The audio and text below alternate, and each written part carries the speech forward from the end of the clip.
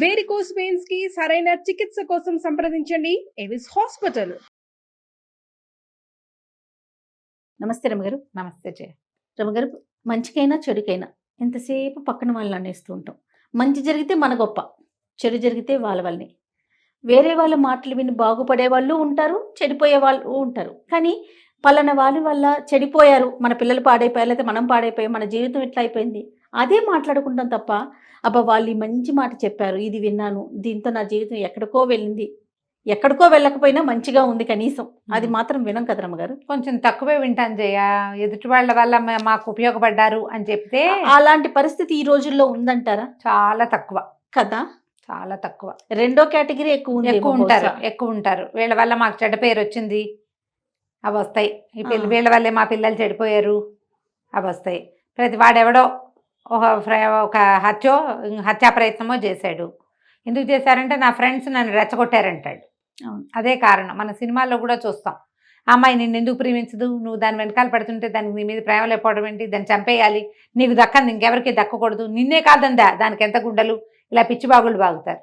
దాంతో వీడు దాని మీద యాసిడ్ పోస్తాడు, తీసుకుపోయి యాసిడ్ పోస్తాడు, కత్తులు పెట్టి నరికేస్తారు, పొడి చేస్తారు, చంపేస్తారు. ఫ్రెండ్స్ని ఎవరినో తీసుకెళ్ళి దాని మీద ఉసిగొలుపుతారు, పీక విసికేస్తారు. ఎన్ని చూసాం. విచిత్రంగా ఇలాంటివి ప్రోవోక్ చేయబడి చేసినవి కనిపిస్తాయి. కానీ ప్రపంచానికి మంచి సలహాతోటి బాగుపడ్డ వాళ్ళు లక్షల మంది ఉంటారు జయ. వాళ్ళు కనిపించే ఎవరు కనపడరు, చాలా కష్టం. అవును, ఇది హ్యాండిల్ చేయలేకపోతారు జనం. అవును, అది దాన్ని చెప్పరు ఎవరో ఒకళ్ళు. మనం సాధారణంగా ప్రతివాడి జీవితంలో టర్నింగ్ పాయింట్ ఎవడో ఒకటి సలహా వల్లే జరుగుతాయి జయ. అందుకే మనం కొత్త ప్రోగ్రామ్ ఒకటి చేస్తా ఉన్నాం రమ్మగారు, టర్నింగ్ పాయింట్. ఎవరో ఒకళ్ళ మంచి మాట వల్ల, ఎవరో ఒకళ్ళు ఇచ్చిన ఐడియా వల్ల, ఇదేదో చేస్తే బాగుంటుంది, ఇలా కూడా చేయొచ్చు అని చెబితే దానివల్ల పైకి వెళ్ళేవి ఉంటాయి బాగా. చాలామంది ఉంటాయి. ప్రతి వాళ్ళు మీరు ఆలోచించుకోండి. అవును ఫలానా ప్రైమ్ టైంలో వాళ్ళ సలహా చెప్పారు, వాళ్ళు ఎవరో చెప్పారు, అసలు వాళ్ళు ఎవరో కూడా మనకు తెలియక్కర్లా. అవును, స్నేహితులే కావక్కర్లా. ఒక క్యాజువల్ టాక్ వల్ల ఐడియాస్ వచ్చి కూడా మనం టర్న్ అయిపోయిన జీవితాలు బోల్డ్ మంది ఉంటాయి. ఒప్పుకుంటారు, ఒప్పుకోరమ్మా, ఒప్పుకోరు కొంతమంది. నేను ఒప్పుకుంటాను, నేనైతే ఖచ్చితంగా చెప్తా ఆ మాట. ఒక్కొక్కటి టర్నింగ్ పాయింట్. మీరు ఆలోచించండి, నేను చెప్పగలుగుతున్నానా అని. ఏదైనా చెడంగానే మనం వాళ్ళ పేర్లు చెప్పేస్తుంటాం, వీళ్ళ వల్ల వాళ్ళ వల్ల. దానికి మనం ఎంత కారణం అయ్యామని మనం చచ్చినా ఆలోచించాం కదా. మన మనస్తత్వాలు అట్లా ఉంటాయి మనుషులవి. ఒక తమాషా కథ ఉంది జయ. ఒక అడవిలోనట పెద్ద పులి, అది రాజుగా ఉండేదట. తొలి కాలంలో అది రాజు అయినప్పుడు ఒక హంస, నెమలి దాని దగ్గర మంత్రులుగా ఉండేవాళ్ళు.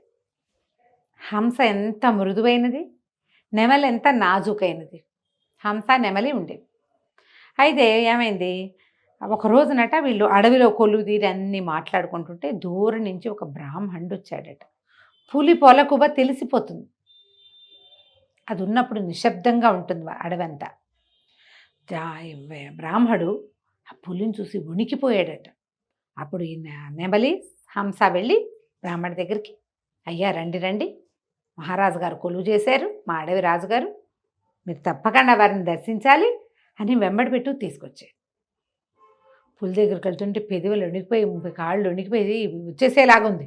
మరి పడిపోదు, భయం, వణికిపోతుంటే హంసేమో ఆయన పక్కనే నిలబడి ఆయన ఇట్లా రెక్కతోటి అంటే ఏం భయం లేదు. నెమలి వెళ్ళి, అయ్యా రాజుగారు, ఈ బ్రాహ్మడు మహాపండితుడండి, అసలు ఆయన గొంతు వింటేనే సమస్త వేదాలు మనకు అర్థమైపోతాయి, ఎంత గొప్పవాడో, మీరు కొత్తగా రాజు అయ్యారు, మరి రాజుకి ఎలాంటి లక్షణాలు ఉండాలి, ఒక రాజు ఎట్లా చేయాలి, అవన్నీ మీరు ఇతన్ని అడిగి తెలుసుకుందరు. కానీ బ్రాహ్మణ ఆయన చాలా బాగా చెప్తాడండి, ధర్మశాస్త్రం విడదీసి చెప్పగలుగుతాడు, రండి ఆయనతో మాట్లాడుదురు. కానంటే పులి ఒక్కో అడుగు వేసి దగ్గరకు వస్తుంటే ఉనికి చచ్చిపోయాడు బ్రాహ్మడు. కానీ పులి ఆ గాండ్రింపు గొంతుతోటి, అయ్యా నమస్కారం, భయపడకండి, నేను మిమ్మల్ని ఏం చెయ్యను, మా మంత్రులు ఇద్దరు చెప్తున్నారు మీరు గొప్ప ధర్మాత్ములని, ధర్మం తెలిసిన వాళ్ళు, బాగా న్యాయబుద్ధి కలిగిన వారని, అసలు నేను రాజ్యం ఎలా చేయాలో నాకు బోధించండి, రండి ఇక్కడ కూర్చోండి వెంబడబెట్టు తీసుకెళ్ళి తను చోట కూర్చుని ఆయనకు ఒక గట్టు లాంటిది చూపించింది. బ్రాహ్మడు వణుక్కుంటూనే అక్కడ కూర్చుని, రాజు అయిన వాడు ప్రజలతోటి ఎట్లా ప్రవర్తించాలి, రాజధర్మం ఏమిటి చెప్పండి. అనేది చక్కగా పావుగంట సేపు బోధించాడు. బోధించాక ఈ పూలంది మన దగ్గర రత్నాలు అవి ఉండాలి, అయ్యగారికి దానం చేయండి, అవన్నీ ఇవ్వండి. ఎందుకంటే ఇక అక్కడ ఇక్కడ ఉన్న సైనికులు వాళ్ళు రకరకాల జంతువులు ఉంటాయి కదా, తలా కాసిని రత్నాలు వజ్రాలు వాళ్ళు ఎవరెవరినో చంపేసినవి అవన్నీ ఉంటాయి కదా, ఆ కొన్ని ఒకదాన్ని మూట కట్టి పట్టుకొచ్చినాయి 2 కుందేళ్ళు బ్రాహ్మడి చేతులు పెట్టి. చాలా సంతోషించాడు బ్రాహ్మడు. అనేక ఆశీర్వాదాలు దీవించి మంత్రులందరినీ దీవించి, ఎంత చక్కటి మంత్రులు, ఎంత చక్కటి సలహాదారులు. మంత్రి అంటే ఏమిటమ్మా, అంతే కదా, సలహాదారులే కదా. సంతోషించి వెళ్ళిపోయాడు. చాలా బాగుంది. తర్వాత ఒక 3-4 సంవత్సరాలు గడిచాయి. మన పులిరాజు గారు గట్టిపడ్డాడు చాలా, వ్యాఘ్రరాజు. తర్వాత ఏమైంది, పక్షుల టర్న్ అయిపోయి ఒక గుంటనక్క ఒక తోడేలు ఈ 2 మంత్రులేనే. రాజు అయితే ఆయనే, రాజు పులే, మంత్రులే టర్న్స్ మారుతుంటాయి. 3 ఏళ్ళు అయిపోయినాయి. ఓకే. హంసకి నెమలికిను హంసకి ఉద్యోగాలు అయిపోయినాయి, వాళ్ళు టర్న్ అయిపోయి మరి పక్షుల రాజ్యాంగం అయ్యింది. ఇప్పుడు జంతువుల రాజ్యాంగం వచ్చింది. నక్క తోడేలు బాగుంది, 2 మంచి. ఇవి 2 మంత్రులుగా ఉన్నాయి. అదే బ్రాహ్మడు 3-4 సంవత్సరాల తర్వాత అడవిలోకి వచ్చాడు. ఆయనకేం భయం లేదు. ఇది వరకు విన్నాడు కాదు, వరకు విన్నాడు కదా, రాజుగారు గొప్పవాడు, తన మాటలు ఆయన విన్నాడు, వజ్రాలు రత్నాలు ఇచ్చాడు, ఇస్తే ఇస్తాడు, ఇవ్వకపోతే పోతాడు, కానీ వదిలి ఆశీర్వచనం చేయొచ్చు అనుకున్నాడు. భయపడకుండానే వస్తున్నాడు. కానీ ఈ నక్క తోడేలు చూడగానే అబ్బా, బ్రాహ్మడు బాగా పప్పు అన్నం తిని బలిసున్నాడు. రాజుగారికి చెప్పి ఒక్క వేటు వేయించామంటే శుభ్రంగా 4 రోజులకు ఆహారం. ఆయన ఒకసారి తినేసి పడుకుంటాడు రాజు, ఫ్రెష్ ఫుడ్ తింటాడు. మనం 4 రోజులు దాచుకుని తినచ్చు. మానవ మాంసం అతి మధురంగా ఉంటుంది. పైగా వీడు అవి ఇవి తిన్నవాడు కాదు, వచ్చేవాడు. పప్పు అన్నం తిని ఆకుకూరలు తిని ఎద్దు ఆవులాగా రుచికరమైన మాంసం వీడిది. శాకాహారుల మాంసం రుచిగా ఉంటుంది అని చెప్పి రాజుగారికి చెప్పారు. రాజా, ఒక బ్రాహ్మడు వస్తున్నాడు, నయానో భయానో మీ దగ్గరికి తెస్తాం, ఒక్క దూకు దూకితే చాలు, ఒకటే దూకు, భయంతో చస్తాడు, మీరు హాయిగా భుజించవచ్చు, వేడి నరమాంసం మహారుచి. పైగా ఇతడు బ్రాహ్మడు, శాకాహారి, సాత్వికుడు, రుచికరమైన మాంసం కలిగినవాడు. తర్వాత 4 రోజులు మా ఆహారం గురించి మీకు పోచీ లేదు, మేము ఇతనితో సరిపెట్టుకుంటాం. పులి లేచి నిలబడింది, ఆలోచిస్తోంది. బ్రాహ్మడి దగ్గరకు వచ్చాడు. ఇక నక్క తోడేలు 2 రాజుగారి బ్రాహ్మడి దగ్గరకు వచ్చి, అయ్యా, మీరెవరో చాలా గొప్పవారిలో ఉన్నారు, మా రాజుగారు మీకు బహుమతి చేయదలుచుకున్నారు, రండి సమక్షంలోకని తీసుకొచ్చారు. దగ్గరకు వచ్చేసరికల్లా పులి కాళ్ళు చేతులు చాచి, ముందు కాళ్ళు వెనకాల చాచి అని ఒళ్ళు విరుచుకునేసరికల్లా బ్రాహ్మడికి భయమే. ఇలా అతను ఇంతమంది పులిని చూశాడు కదా, నక్క తోడేళ్ళు అనుకున్నా సరే ఒళ్ళు విరుచుకున్నాడు రాజుగారు, ఒక దూకుతాడు అని ఊహించారు.